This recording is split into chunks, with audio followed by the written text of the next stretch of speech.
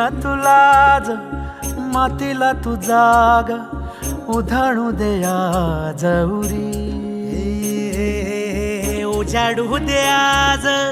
साकड हे माग होऊ दे पहाट नवी आता होऊन जाऊ दे साऱ्या जगाला पाहू दे पडू दे पाऊल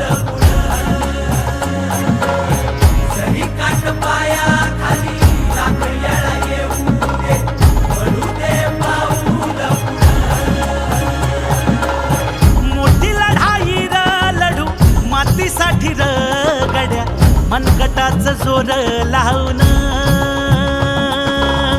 दाटला जरी अंधार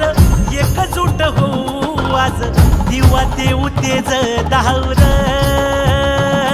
तू आभाळ आभाळ वादळ तुझं तू राजा आसमानीचं बळ दावजी तू आभाळ आभाळ वादळ तुझं तू राजा आसमानीचं बळ दावजी सागरी मग पमध मनी निसा सरनी धम गम गरे सरे निसा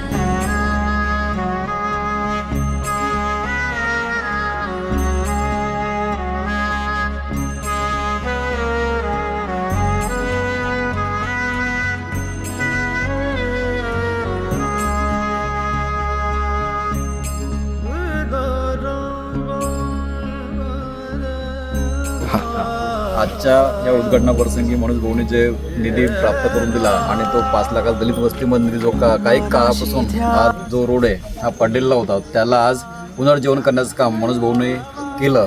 त्यांच्या नेतृत्वामध्ये अशीच प्रगती हो अशी सदिच्छा व्यक्त करतो. मागील 4 ते 5 वर्षापासून आम्ही या रोडच्या संदर्भामध्ये ग्रामपंचायत असेल किंवा वेगवेगळे पदाधिकारी असेल त्यांना निवेदन दिलं, परंतु या रस्त्याकडे आतापर्यंत कोणीच असं भरघोस प्रमाणामध्ये लक्ष दिलेलं नाही. फक्त आम्ही मनोज भाऊच्या कानावरती हा शब्द टाकला किंवा आपल्याला एका रस्त्याचं काम करावं लागतं आणि त्यांनी त्याच क्षणी तो एक शब्द दिला की तुमच्या रोडचं काम होऊन जाईल आणि अवघ्या एका महिन्याच्या अंतरावरती या रस्त्याचं आज उद्घाटन होत आहे. त्यांनी जो काही या रस्त्यासाठी 5 लाख रुपयाचा भरघोस असा निधी मंजूर दिला, त्यामुळं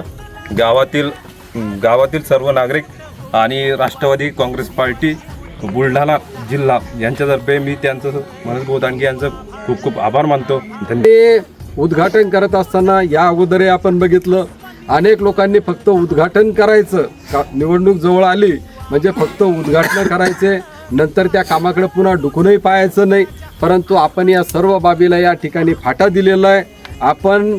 जे काय काम असेल छोटं असेल मोठं असेल परंतु त्या कामाचं अधिकृतरित्या जर उद्घाटन करायचं तर त्या कामाची सुरुवात सुद्धा त्याच वेळेस करायची